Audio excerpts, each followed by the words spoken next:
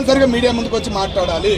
ఎవరైనా కానీ మన రీసెంట్గా కిరణ్ అనే మాటలకు ఎంత స్పందించారు, స్పీడ్ అదే స్పీడ్ ఉండాలి, సోషల్ మీడియా కన్నా స్పీడ్ ఉండాలి అని నేను కోరుకుంటున్నాను.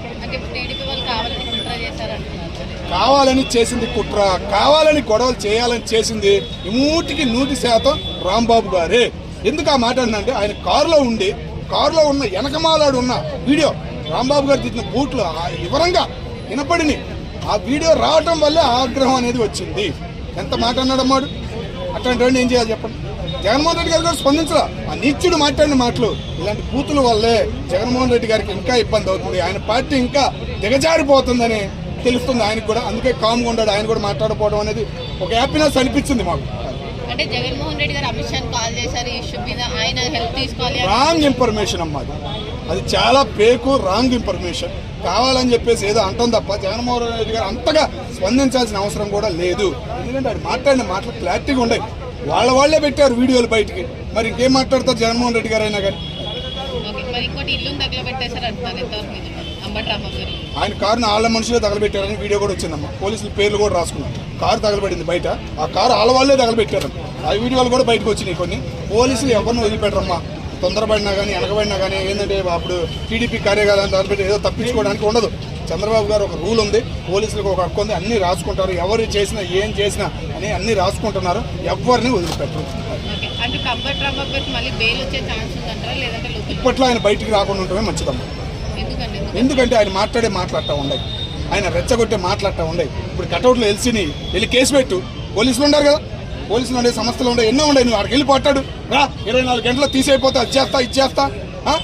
మళ్ళీ చంద్రబాబు నాయుడు గారిని బూతులు తిట్టిన తర్వాత నేను అనలేదు ఆ మాట. ఏదో ఆ లేడీస్ అందే. ఇప్పుడు నువ్వు చంద్రబాబు నాయుడు గారిని తిట్టిన తర్వాత ఆ లేడీస్ మాట్లాడింది. నువ్వు 12 బూతులు తిడితే ఆమె 1 గంటకి అమ్మ నా బూతులు తిట్టింది. నేను అన్ని వీడియోలు ఉన్నాయి లైన్గా. ఇంక నువ్వేం మాట్లాడతావు? ప్రూఫ్స్ అన్ని పోలీసుల దగ్గర ఉన్నాయి. ఇదో రాంబాబు గారు నువ్వు తిట్టిన తర్వాత ఏది పడితే అది మీడియా ముందు మాట్లాడాలి, జగన్మోహన్ రెడ్డి గారి దగ్గర ఏదో తెచ్చుకోవాలని, ఇలాంటి దైత్యుడని తెలియక జగన్మోహన్ రెడ్డి గారు పెట్టుంటారో అని మేము అనుకుంటున్నాం. దాని మళ్ళీ ఏం చెప్తున్నారు, కాపు ప్రశాంతంగా ఉండారు అక్కడ, కుల రాజకీయం అనేది లేదు, ప్రశాంతంగా ఎవరు పనులు చేసుకుంటున్నారు, సినీ ఫీల్డ్ దగ్గర నుంచి అన్నీ. కానీ ఇప్పుడు పక్కన పైన పేరు పెట్టి ఆయన్ని ముంచేశారు, ఈయన్ని ముంచేశారు. తప్పులు చేసిన వాళ్ళని తప్ప ఆ కులం లేదు ఈ కులం లేదు, తప్పు చేసిన వాళ్ళని తాత తీశారు అనే మాట మేము కళాఖండగా చెప్పగలం. అంబాటి రాంబాబు గారు ఏమంటున్నారు అంటే వాళ్ళు తిట్టారు, నేను తిట్టాను, చంద్రబాబు తిట్టలేదు అంటున్నారు. అన్న నేను అంటుంది అదేనన్నా, రాంబాబు గారు తిట్టింది 12ంటికి నోట్ చేసుకో, ఆయన తిట్టింది 1 గంటకి. వీడియోలు ఉన్నాయి చూసుకో సోషల్ మీడియాలో. ఆవిడ తిట్టింది అనలేదు, పక్కన వాళ్ళు తిట్టారు అని చెప్తున్నారు. నేను అంటుంది అదేనన్నా, ఆమె తిట్టింది, లేడీ తిట్టింది, లేడీని అనబోయి నేను అట్లా అన్నాను అని అన్నాడు.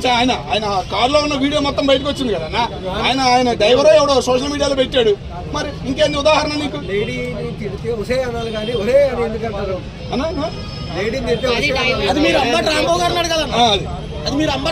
రాంబాబు గారికి అది అంబటి రాంబాబు గారిని అడగాలి. నువ్వు అడిగిన క్వశ్చన్ చాలా రాంగ్. సైనికులారా మీరు కూడా రప్పని చెప్పారు అనుకో, రప్పతో సహా కస అవుతుంది. ఒక మాట అనమని పవన్ కళ్యాణ్ గారు ఒక్క వరడు అనమను. మొన్న రోజా గారు ఒక మాట అన్నారు, ఏమని? పవన్ కళ్యాణ్ గారు జగన్ గారు కాళ్ళు కడుక్కొని నెత్తిన పోసుకోవాలని రోజా అనింది. ఇప్పుడు ఒక మాట, ఇప్పుడు అంబాటి రాంబాబు అంటున్నారు. సో ఈ విధంగా వాళ్ళు మళ్ళీ మొదలు పెట్టారు పదవిలో లేకపోయినా. వీళ్ళ మీద ఎలాంటి చర్యలు తీసుకుంటారు? మీ అందరూ ఇక్కడ అందరికీ తెలిసిందే. తిరుపతి వెంకన్న బాబు తెలిసి మీకు ఎన్నాళ్ళు బట్టి తెలుసు అంటే మీరు పుట్టిన కాడి నుంచి తెలుసు అంతే, అవునా కదా? అందరికీ అతను పుట్టి కలియుగ దేవుడు అని ఎప్పటి నుంచో అందరికీ తెలుసు.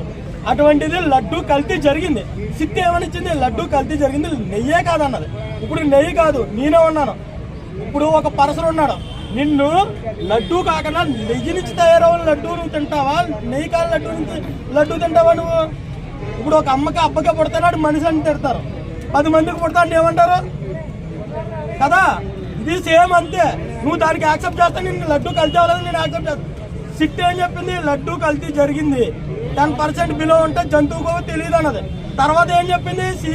MDNA రిపోర్ట్ ఇచ్చింది. TV9 కూడా, TV9 మన జగన్మోహన్ రెడ్డి గారిదే కాదా? అవును, అతని మీడియాది. అది అతను కూడా తర్వాత రోజు ఏమని ఇచ్చింది మీడియాలోనే? ఒకటే వరడు, అవును 10% కంటే తక్కువ ఉంది, 7.2% కలిసింది. కొవ్వు ఫిష్ ఆయిల్ కలిసింది అని క్లియర్ గా మెన్షన్ చేసింది. మీరు అందరూ ఏం చేస్తారు? దాని మీద ఫోకస్ కాకుండా అంబటి రాంబాబు ఫ్లెక్స్లు పెడతారు. ఎందుకు పెట్టరు? ప్రతి హిందువుకు పుట్టిన ప్రతి ఒక్కడు, భారతదేశంలో పుట్టిన ప్రతి ఒక్కడు కూడా ఫ్లెక్స్ పెట్టాలి. వైసీపీ వాళ్ళు కొట్టాలి, చెప్పు తీసుకోవడాలి అవసరం అయితే. నువ్వు జనసేన పార్టీయా, టీడీపీ పార్టీయా, జగన్మోహన్ రెడ్డి పార్టీయా కాదు, ఒకే ఒక్క వర్డ్ నువ్వు ఉపయోగించవలసింది. హిందువా కాదా, ఇండియాలో పుట్టావా లేదా? నువ్వు అక్కడ వెంకన్న బాబు డబ్బు తెచ్చినప్పుడే నిన్ను కొడితే ఇక్కడ దాకా రప్పించోడు కాదు. ఇదంతా రోజా మాట్లాడుతుంది. నువ్వు కాళ్ళు కడగాలి, తొక్క కడగాలని. రోజా నీ మీద కూడా చాలా కేసు పెట్టాలి. ఎందుకంటే కల్తీ జరగడానికి మెయిన్ పాయింట్ నువ్వే. నువ్వు వెళ్ళినప్పుడల్లా టక్కు కల్తీ అవ్వదంట. నువ్వు ఇన్నిసార్లు వెళ్ళావు నువ్వు తిరుపతి, ఇన్నిసార్లు ఇన్ని దర్శనాలు చేసావు. వెళ్ళిన ప్రతిసారి ఒక్కొక్కసారి తీసుకెళ్ళావు. అంటే ఎన్ని టక్కులు కల్తీ చేసావు. నీ వల్ల కదా జగన్మోహన్ రెడ్డి, నువ్వు జగన్మోహన్ రెడ్డి కుంభకాయ కదా చేశారు. ఇందులో రోజా పేరు కూడా చేర్చాలి. రోజా కాళ్ళు కడుగుతుంది కాదు, పవన్ కళ్యాణ్ కాళ్ళు జగన్మోహన్ రెడ్డి పవన్ కళ్యాణ్ కోటికి కూడా సరిపడు. ఎందుకంటే జగన్మోహన్ రెడ్డి అని కూడా అవినీతి పరుడని ఎక్కడ అడిగినా కూడా చెప్తారు. అదే పవన్ కళ్యాణ్ మీద ఒక్క అవినీతి ముద్ర చూపించండి, నిన్న తలగా తీసి ఇక్కడ కృష్ణగాంధీ పార్క్ కడుతానో లేకపోతే మీ ఇంటికి పట్టుకెళ్తారో మీ ఇష్టం. అన్న ఇంకొక విషయానికి వస్తే కళ్యాణ్ గారు మంచి చేస్తున్నారు. సో ఆయన మీద బుడద చల్లడానికి రెడీగా ఉన్నారు.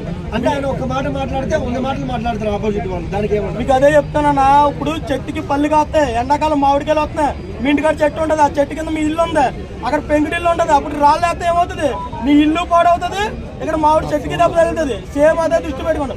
వైసీపీ పేటీఎం కుక్కలు ఏదో వాగుతుందని మీరు దాన్ని ప్రచారం చేసుకోకండి, ఓకేనా? వైసీపీ పేటీఎం కుక్కని వైసీపీ నుంచి వచ్చిన నేత విజయసాయి రెడ్డి గారు ఒక మాట చెప్పారు సింపుల్ గా. వైసీపీ వాళ్ళందరూ పేటీఎం బ్యాచ్, 5 రూపాయల పేటీఎం కుక్కలని సింపుల్ గా వాళ్ళ జాబులు మానేసి అది మానేసి ఓన్లీ ఈ ప్రచారం చేయడానికి ఉంటారు. అంబటి రాంబాబు గారికి కాపు ట్యాగ్ అని వేస్తున్నారు.